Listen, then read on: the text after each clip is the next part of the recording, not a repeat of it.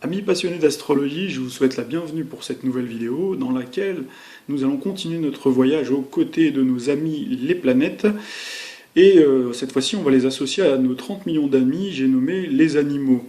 Alors on va essayer au cours de cette vidéo d'établir différentes correspondances, différentes corrélations entre les signes zodiacaux, les planètes avec les animaux. On va essayer de répondre à des questions comme par exemple, est-ce qu'il y a un signe zodiacal qui est le plus proche des animaux, qui est le plus proche de la cause animale? Est-ce qu'en astrologie, est-ce qu'avec l'outil astrologique, on peut choisir son animal de compagnie, en établissant par exemple le thème astral du moment de sa naissance?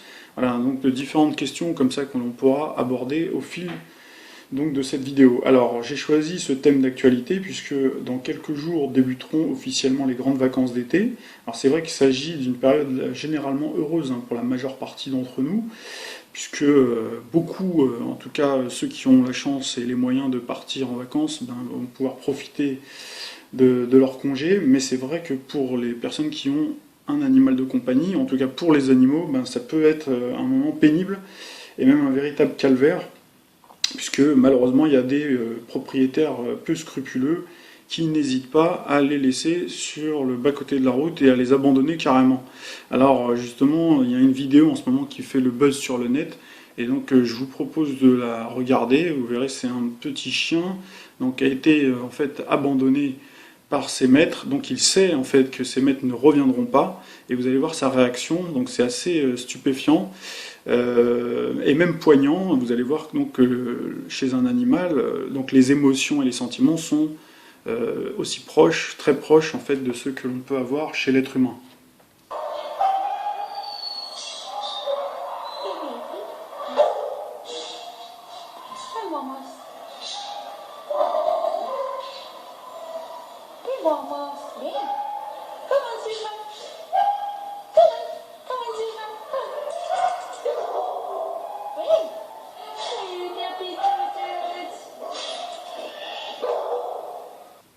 Alors s'il est vrai qu'emmener son animal favori sur son lieu de villégiature peut être parfois compliqué, car de nombreuses compagnies d'hôtels ou de transport ne les acceptent pas, d'autres solutions existent. Il suffit d'avoir un peu de suite dans les idées et simplement suffisamment d'amour pour ces animaux pour essayer de trouver une solution appropriée. Alors il faut dire que de nombreuses familles prennent un peu trop hâtivement la décision d'adopter un animal, souvent pendant les fêtes de fin d'année, pour faire plaisir aux enfants ou parce qu'un voisin a eu plusieurs portées et qu'on a accepté sur un coup de tête sans mesurer la responsabilité que ça représente. Alors, l'animal n'est évidemment pas un produit de consommation que l'on peut, comme n'importe quel objet, jeter, acheter, donc se procurer et jeter à sa guise. Comme vous avez pu le constater tout à l'heure sur la vidéo, donc c'est un être vivant qui est doté d'une très grande sensibilité. Alors fort heureusement, la majorité des familles qui adoptent un animal sont pleins de compassion et prennent leur rôle très à cœur. On ne compte pas, pendant la période estivale, le nombre de régions ou de villes en collaboration avec les refuges qui organisent des journées spécifiques pour sensibiliser les familles à ces drames. Sans parler de la journée mondiale de la cause animale, donc qui est tous les 4 octobre de chaque année. Alors pour les animaux qui seront très certainement nombreux à attendre qu'une famille bienveillante et aimante vienne les adopter, je souhaitais bien que n'étant pas un spécialiste du sujet, donner quelques clés astrologiques qui j'espère vous seront très précieuses pour vous aider à bien choisir votre fidèle compagnon de route. Alors si la voie du cœur est souvent la meilleure, l'astrologie peut s'avérer un atout complémentaire pour sélectionner l'animal qui correspondra le plus à vos attentes et à votre caractère, et puis pour nouer une véritable complicité pour le bonheur de tous. Alors pour rentrer dans le vif du sujet de l'astrologie, on va commencer par le b.a.-ba. On va essayer de regarder quelles sont les correspondances entre l'astrologie et les animaux. Alors il faut savoir que pour chaque signe et chaque planète, il existe une analogie avec un animal ou un groupe d'animaux. Donc là, j'ai une liste dont la source est le site AstroThème. Donc on a une classification par signe avec l'animal, donc à votre gauche, donc le bélier, le taureau, les 12 signes du zodiaque. Et puis en face, vous avez la correspondance pour chaque animal. Donc ce que vous pouvez constater, par exemple, c'est que, alors il y en a qui tombent plutôt sous le sens, par exemple le cancer, donc, dont la symbolique est un crabe. Bon, bah, vous voyez qu'il y a un crabe qui correspond tout à fait. Pour le lion, bah, c'est les lions et les félins. Après, pour la Vierge, c'est les chiens, enfin tout ce qui est justement animaux domestiques. Ainsi de suite, hein, voilà, hein, vous avez différentes correspondances. Donc là, je vous ai mis la liste pour que vous puissiez la visualiser. Alors voici maintenant une classification donc pour les planètes cette fois-ci. Donc c'est-à-dire que chaque planète régit un signe, hein, pour les gens qui connaissent l'astrologie. Donc on a ici donc le Soleil, la Lune, hein, à votre gauche vous avez à chaque fois l'astre, et puis en face vous avez le correspondant avec l'animal donc qui a sa correspondance. Donc vous avez par exemple pour le Soleil, donc l'animal qui correspond c'est le lion et le paon. Vous avez pour la Lune tout ce qui est animaux nocturnes, donc là on s'en serait douté puisque la Lune c'est un astre nocturne, hein, hibou, etc. Et puis vous avez également, comme la Lune elle gouverne le signe du Cancer, vous avez les animaux qui sont avec des carapaces comme la tortue, l'escargot, le coquillage et le crabe. Et vous avez pour Mercure par exemple bon, ben, les petits animaux, donc c'est tous les animaux généralement plutôt de compagnie. Donc on a le papillon, les oiseaux, les abeilles, etc. Voilà. Et par exemple pour Jupiter, ce qui est intéressant à noter, c'est que Jupiter c'est la plus grande planète du système solaire, et vous avez une correspondance avec plutôt les animaux plutôt grands. Hein, les grands animaux comme par exemple l'éléphant, les chevaux de course, etc. Et puis bien sûr pour terminer, pour fermer la marche, alors on a Neptune, donc qui a cette correspondance, on s'en serait douté puisque Neptune c'est l'équivalent de Poséidon, donc le maître des océans, donc qui régit tous les éléments marins et donc les animaux marins. Puis vous avez Pluton, donc qui est plutôt en rapport avec les animaux comme le serpent, le scorpion et les aigles. Alors dans les deux listes présentées, il y en a qui ne sont pas des animaux de compagnie. Hein. On fait bien la distinction, en tout cas en France, entre les animaux de compagnie et les animaux domestiques. Alors on a les animaux de compagnie, hein, ceux qui reçoivent la protection humaine en échange de sa présence, donc sa jovialité, les services qu'il peut rendre, comme par exemple les chiens de garde, les animaux de compagnie, les animaux de concours ou les chevaux de course. Et puis on a également, donc parallèlement à ça, on a les animaux domestiques essentiellement liés à la production, comme par exemple la vache pour le lait et puis la poule pour les œufs. Alors il y a un sondage de 2010 que j'avais trouvé sur un site, et j'ai plus la référence, qui révèle qu'en France, on aurait près de 50% des foyers français qui posséderaient au moins un animal de compagnie.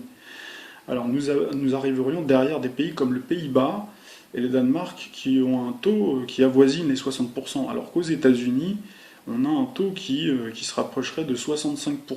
Donc quand on sait que près de 2 tiers des Américains possèdent un animal de compagnie, on comprend mieux pourquoi le thème du chien s'était invité pendant la campagne présidentielle de 2012 qui avait opposé Barack Obama à Mitt Romney. Alors le candidat qui est à votre gauche, Mitt Romney pour ceux qui s'en souviennent, il avait été accusé à l'époque de maltraitance et il aurait fait en fait 30 ans en arrière le trajet de Boston à Ontario au Canada en voiture avec son chien attaché dans un container sur le toit. Donc cet épisode avait choqué une grande partie des Américains. Donc l'anecdote avait été déterrée par les démocrates en réponse à une autre rumeur qui accusait le président Obama d'avoir lui mangé du chien pendant sa prime jeunesse, pendant qu'il séjournait en Indonésie. Alors si ce débat a pu paraître pour certains futile par rapport aux autres enjeux économiques et sociaux, et même par rapport, de manière générale, par rapport aux gens dans le monde qui souffrent, qui sont victimes des guerres, qui sont victimes de maltraitance, qui sont victimes de la faim. Donc la thématique de la cause animale dans un débat public de cette envergure n'est pas si anodine que cela. En atteste d'ailleurs la célèbre citation de Gandhi qui fait clairement référence. Alors on peut juger de la grandeur d'une nation par la façon dont les animaux y sont traités. Donc ça c'est de Gandhi. Alors, l'une des explications astrologiques que l'on peut apporter au fait qu'il y a eu un débat de cette envergure sur les animaux dans une campagne présidentielle donc pour un pays de cette importance-là, c'est qu'en 2012, nous avons eu le début du transit de Neptune.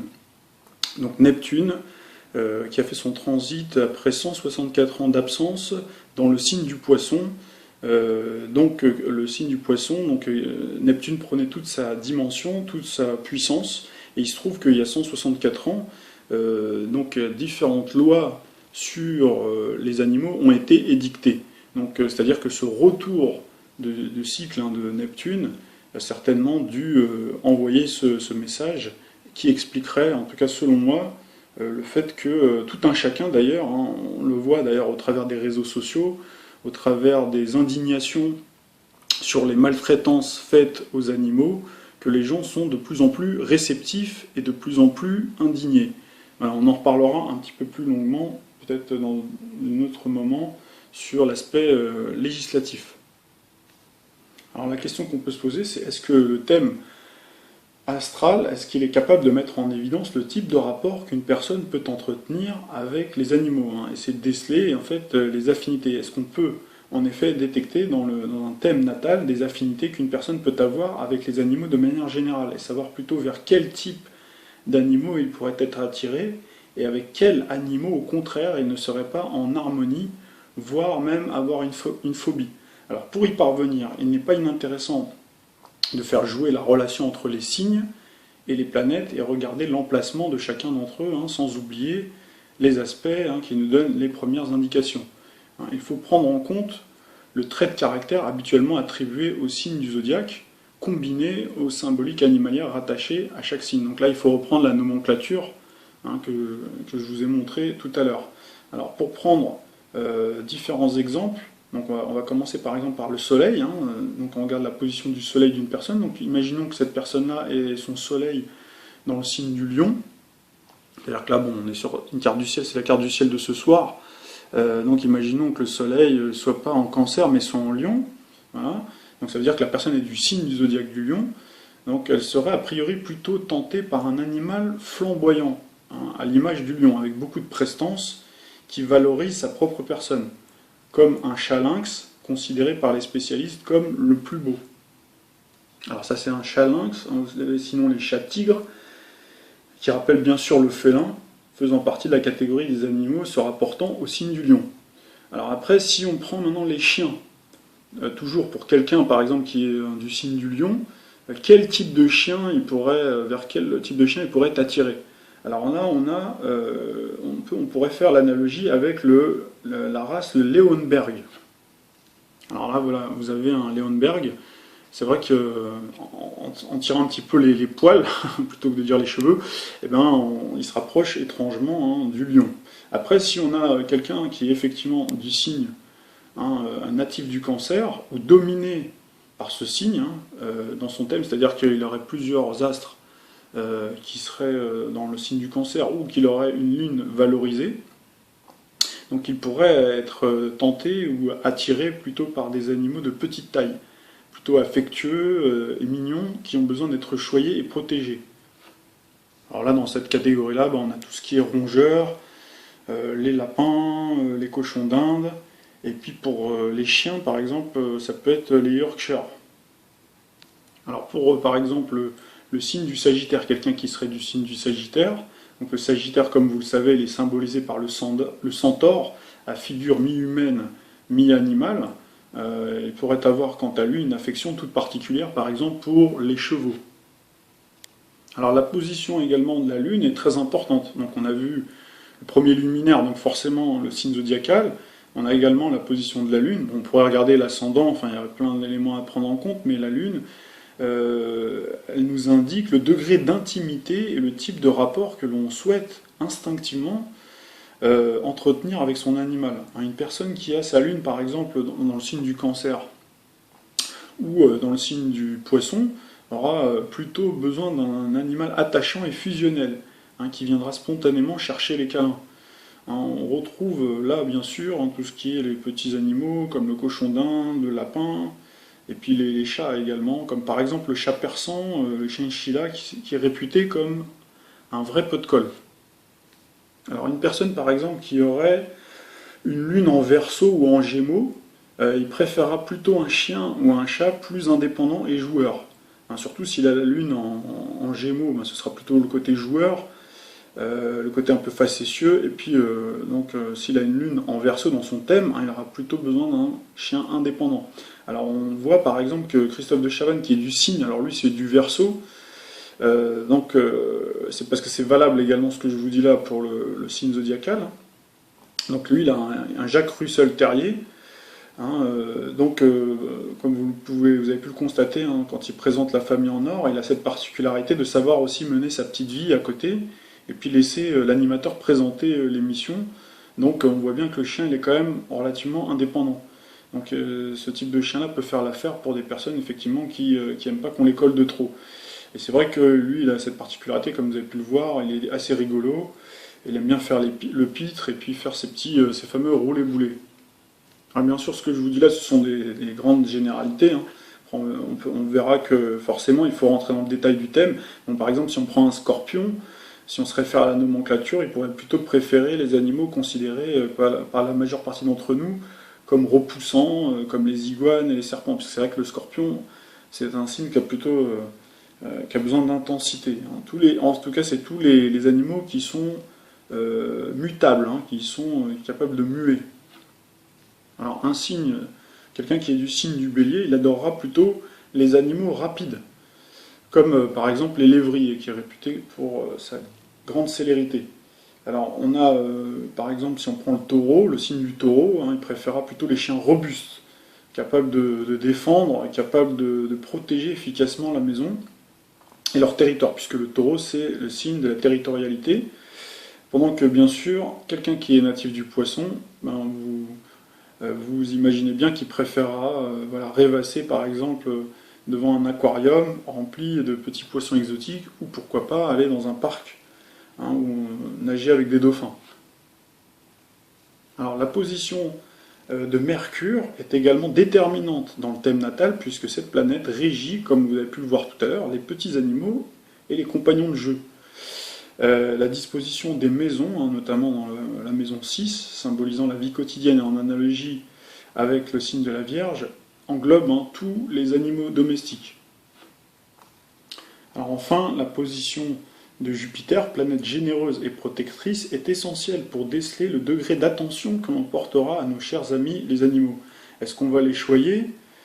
Est-ce qu'on va les materner, les considérer, ou au contraire les voir comme des faire-valoir et des objets facilement remplaçables, hein? Tout ne dépendra pas seulement de la position en signe, hein, où les aspects, il faut regarder les aspects mutuels et les éventuelles interceptions. Alors à noter qu'avoir une Neptune forte dans un thème est l'indice de compassion et d'une grande humanité. Un Neptune faisait référence, comme je disais tout à l'heure, à un Poséidon dans la mythologie grecque, hein, dont on voit la fresque ici. Mythologie grecque représentée, hein, on voit des animaux et puis également des dauphins sur son char, qui est considéré comme le défenseur des animaux par excellence. D'ailleurs, comme je le disais tout à l'heure, donc la SPA et la Société de protection des animaux, ainsi que les premières lois défendant donc la cause animale, datent de 1845. Et il faut savoir que cette année-là, nos astronomes donc, découvraient Neptune. Donc quelques années plus tard, 3 ans plus tard, en 1848, donc Neptune devenait tout puissant en s'installant durablement en Poisson, et provoquait donc ce raz-de-marée de lois qui protégeait à la fois la condition humaine, puisque c'est à cette époque-là qu'on a eu les premières lois sur le travail, hein, à cause justement de la condition déplorable, hein, des travailleurs, des prolétaires à l'époque, avec le début de l'industrialisation, etc. Et puis on avait également les premières lois en même temps sur les animaux. Donc on voit cette corrélation, hein. Neptune étant une planète, hein, liée à la spiritualité et l'âme, on montre que l'humain et l'animal sont tous deux dotés de sensibilité et d'une âme. Alors dans le thème natal, il n'est pas également inintéressant de regarder donc le secteur 4, hein, qui est lié justement au foyer, la maison, également le secteur 3 et le secteur 11 qui est lié au voisinage et les amis, et puis également le secteur 5 qui est lié au loisir. Donc les planètes ou amas célestes séjournant dans ces positions stratégiques donnent de nombreuses indications, hein. Leur forte présence ou valorisation permet de définir quelle place l'animal représente dans notre vie. Avons-nous besoin de beaucoup d'animaux pour la compagnie, des loisirs et notre bonne santé mentale, ou sommes-nous susceptibles d'en faire un véritable même métier ? Donc, par exemple, les dresseurs d'animaux, donc les protecteurs, les vétérinaires, hein, les personnes qui travaillent dans des associations de protection et de lutte contre les sévices faits aux animaux. Tout cela, on peut le retrouver dans le thème astral. Donc là, bien entendu, il faut faire un travail un peu plus poussé. Alors c'est sûr qu'il est très difficile de tirer des grandes généralités, car un thème est très complexe, et la question de savoir s'il existe un lien entre notre thème astral et notre rapport aux animaux, donc c'est vrai que c'est une question qui est légitime, mais faire une réponse simpliste qui marche à tous les coups n'est pas vraiment approprié. Prenons cependant quelques exemples de thèmes de personnes publiques, de personnes renommées, qui sont réputées pour être férues d'animaux.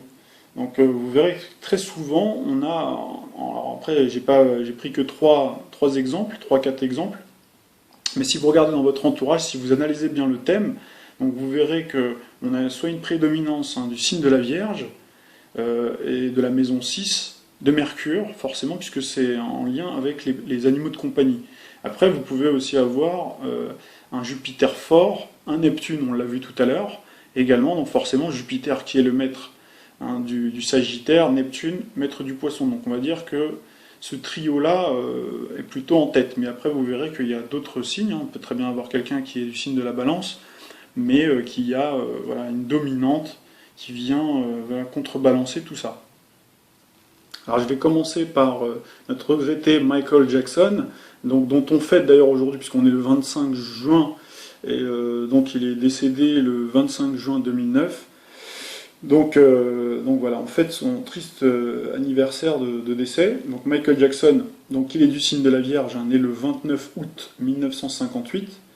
Donc je sais que son heure en fait un peu débat sur différents sites. En tout cas, moi je me réfère au site AstroThem qui indique 19h33 à Gary, dans l'Indiana, aux USA. Donc on va regarder tout de suite sa carte du ciel. Donc d'après AstroThem, donc il serait du signe de la Vierge ascendant Poisson, donc ça me paraît relativement probable. Le roi de la pop était un grand amoureux des animaux, comme vous le savez, et possédait même un zoo privé dans son ranch Neverland.